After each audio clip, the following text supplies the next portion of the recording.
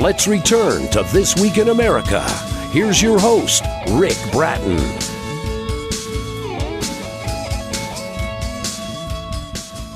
Welcome back, everybody. Coast to coast, This Week in America. Duane Arthur Osee is a survival expert, skilled at living and thriving under extreme conditions, living off the land with his wife Rena on their Alaskan homestead. A sought-after public speaker known for his presentations on rural living, homesteading, survival, Alaskan living, and the art of dowsing. Born and raised in Minnesota, served in the U.S. Army, 3 years of service in Korea, and Duane is the author of several critically acclaimed books, including Alaskan Wilderness Adventure. Join Duane and his son Daniel on a journey deep in the Alaskan wilderness in search of finding a new home. The Last Homesteader in Alaska, a true story of survivalism, the trials and errors they faced in the extreme wilderness, and their triumph over mastering their goals. Duane Arthur Osee, author of the Alaskan Wilderness Book 1, back with us on This Week in America. Duane, welcome back to the program. It's great to have you with us. I'm glad to be here, Rick. Thank you very much. It is always a pleasure talking with you, and I'm excited at talking about this book and the experiences you went through, the adventures that you went through. First of all, you lived all of this. You decided to go back and write the book. What was the inspiration in writing the book, The Alaskan Wilderness Adventure? Well, I was a scoutmaster one time and had a lot of scouts that enjoyed hiking. So I thought this one they're going to want to know about. So I wrote a journal, took pictures on the way. And so I kind of knew I was going to be writing a book. So I'm hoping, I'm sure that all my young'uns will appreciate that. Well, they certainly will, and the rest of us will as well. It's sort of unbelievable, the adventure that you took off on and what you went through and the ups and the downs as you were going through this adventure. Mention the Scouts. The Scout motto is to be prepared. Were you, and could you prepare for everything that you were about to encounter? I prepared for a year ahead of time, medically wise, food wise, injury wise. Even had 4-pound test fish line and needle to sew any open wounds up, and antibiotics and signal flares, because it'd be in the total wilderness of hundreds of miles away from civilization, and maybe an airplane might fly over, but I had flares just in case. We were prepared, 100 pounds on my back and 80 pounds on my son's back at age 15. Rifle and a shotgun, freeze-dried camper food, because we weren't about to be living off of rabbits and birds, although we did eat some birds once in a while. But I prepared. It sounds like you were prepared as best you could for basically going into the unknown. The book is Alaskan Wilderness Adventure. This is book 1. Join Duane and his son Daniel, that he just mentioned, on a journey deep in the Alaskan wilderness in search of finding a new home. Book 1. Duane Arthur Osee, that's O-S-E, our guest on the program.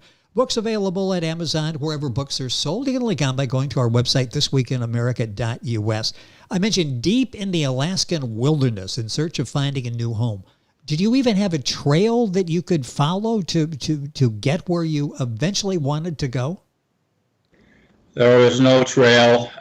This was the Lake Minchumina land settlement area, federal homesteading act that was opened in 1862. It had closed several times and opened several times. And this last time the opening was 1982, December. And most people were smart enough to fly in with an airplane and land on the lake to claim a part of that 30,000 acres. But I wanted to know the lay of the land. And so I did it a little bit the hard way. I landed some 30 miles away from the project. And my property that I finally picked out was walking miles of 57 miles. But I wanted to do it the hard way and to find the land. And so when you come onto the land, then I had a very good comparison what was available. And I picked out a property from a satellite photograph, a black and white photograph I paid $40 for, was taken from space. So I located 3 areas on that map that I was suspicious of and was interested in because it showed, I could tell that there were trees and what I might want. Plus I'm looking for elevation. Those people that landed on the lake shores in Alaska, we have muskeg and permafrost and wet low ground, and I was not about to settle on low ground. So I went for the hill country. And you did, and you called the area there O.C. Mountain. Talk about that. This was sort of a tribute to your ancestors, wasn't it? Yes, Norwegian descent, Viking heritage, and well, anyway, you carry a pack up that hill about 3.5 miles from the lake. Wow. You call it anything you like. Oh, yes, so, yes. OC came into view that way. It's interesting. They would have been very proud of what you went through. But as you were going through this with Daniel, was there ever a moment where you thought, maybe this is a little more than we can handle? Any thoughts of turning back, of altering your plans, any? Good question. I think a lot of people, in fact, there were 7 other parties that had tried to walk what I did, and they turned back in a relatively short time. One person, all by himself, was going to be a tough guy and live on a pocket knife, and no mosquito lotion, and no protection. Well, and he had a rifle, though, but he turned back, and when he got back to the airfield that he came in on, like we did, he was like half his weight and size, and he had contemplated killing himself because of the mosquito infestation. It was a total swarm eating on him all the time, and he had knew nothing about how to get rid of them.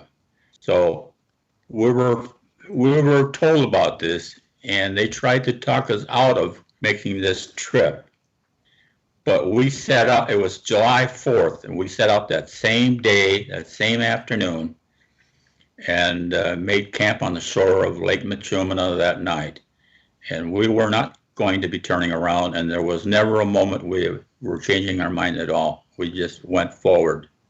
You can be there. You can do this with Duane and Daniel from the comfort of your living room by reading the book Alaskan Wilderness Adventure. From, being totally detached, I'm right there with you, but had I been there right there with you, I'm not quite sure what the outcome would have been. I mean, this was just a rigorous journey that you were on. How many days did it take before you found the land that you wanted to call home? It was a good 15 days of getting to the areas I was to look at. And probably on the 15th day is when the 3rd location I had looked at from the map on the aerial photograph picture, just black and white from space. And that didn't show you much about trees and terrain.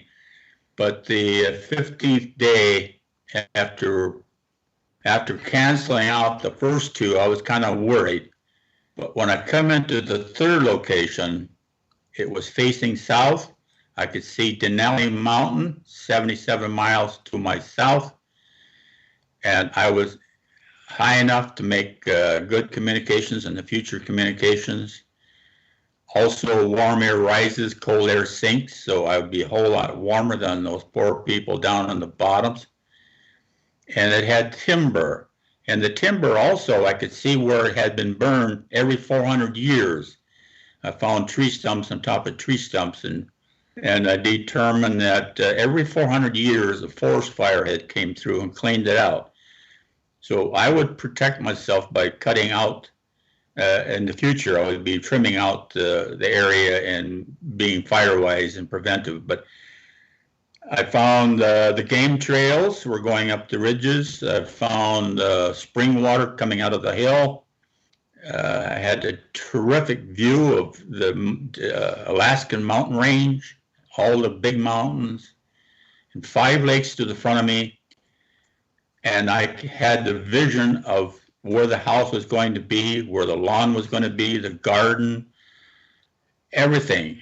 And then to top it off, it was like a spirit came over me, and a woman's voice, she said, "Choose me."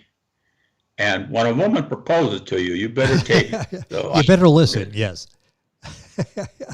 It's just amazing. The feeling is you found what you were looking for. Let's talk about the water, and you write about that water in the wilderness, and it's not like, okay, there's water, let's drink it. What kind of precautions did you have to take so that you could use the water?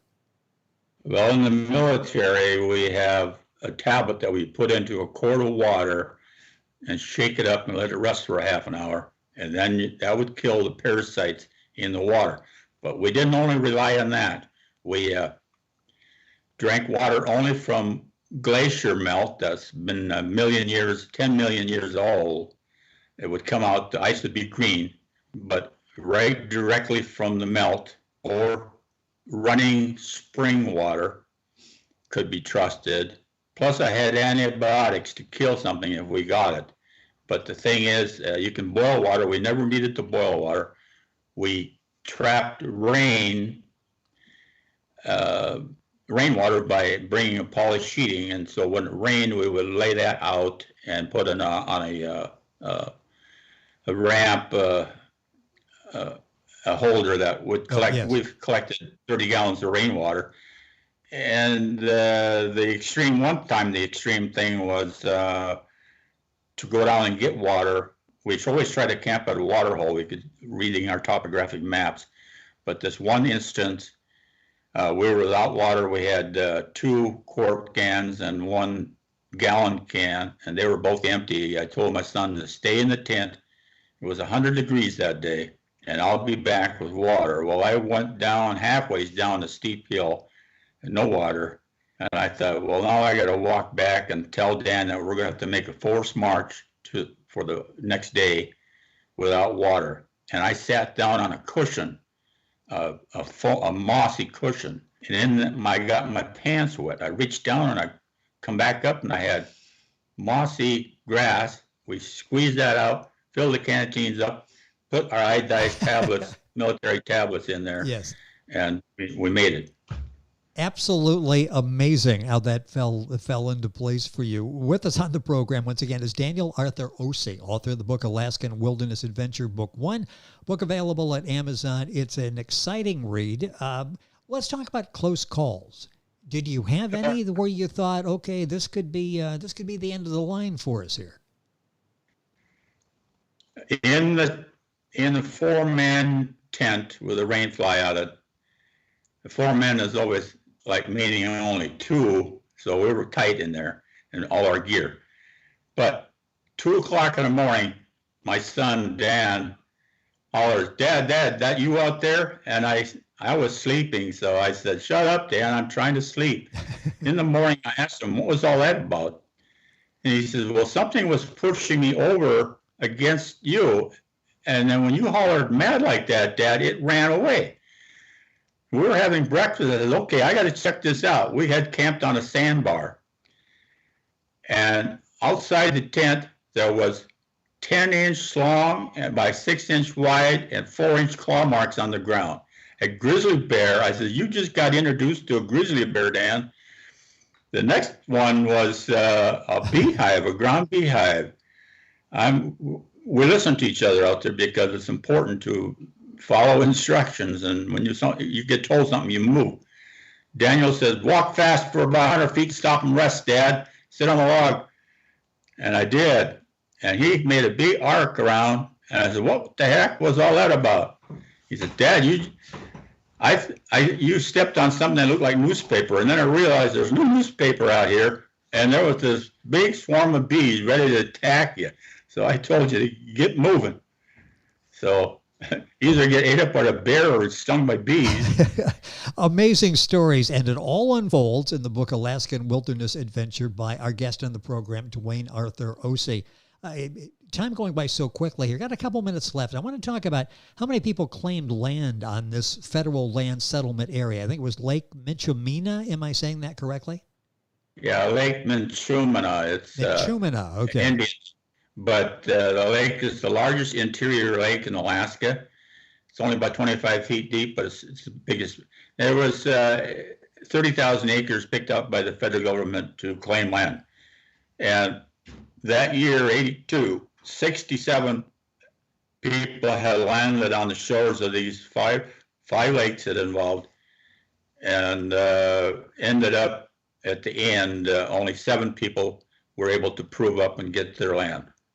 Just an amazing accomplishment, what you went through to get there and to take the land and to settle that land. Any advice for hikers out there? Somebody maybe not quite to the extent of your adventure, but hikers who like being out and taking on nature and having an adventure. Any advice? Well, start out small, practice, and always prepare for what you're going to be doing, and account for the things that may not be at the front, but what could possibly happen sometimes does happen. So always be prepared. Don't just spur of the moment, do something. And I get the impression in talking about this in from the book, Alaskan Wilderness Adventure, that preparation is the key. You can't foresee everything, but you can foresee enough. It sounds like you and your son went into this prepared for pretty much anything that came your way. At least mentally, you were on the lookout, so you were on top of situations. Oh yes, we had a bear gun and a .22 rifle for small game to eat on if we had to. And one time Dan shot 21 cedar Bohemian waxwings, and I couldn't figure out why he's wasting our ammo.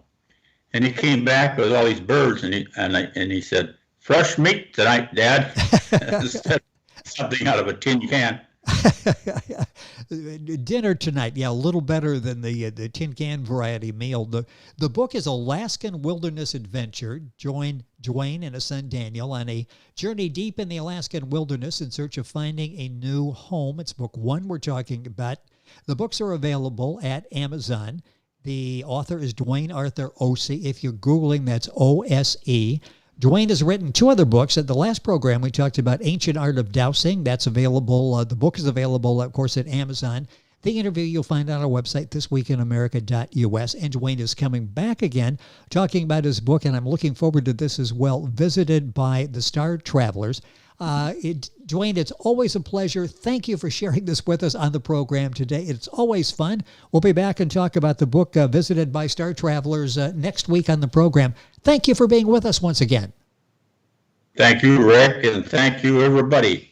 Hope you enjoyed it. It is always a pleasure. I did, and I'm sure everybody else did. The book Alaskan Wilderness Adventure, Duane Arthur Osee, our guest on the program. Information on our website, thisweekinamerica.us. We're back after these messages. This Week in America is online. You can visit our website, thisweekinamerica.us. Scott Pinkerton, associate producer of This Week in America. Jay Anderson, segment producer. Ben Watson, webmaster. Otto Bechet, director of engineering and TV production. This Week in America produced and is a trademark of Blue Funk Broadcasting, LLC. For information on all of our guests and to listen to this week's show, our website again at thisweekinamerica.us. And I'm Sean Bratton, executive producer of This Week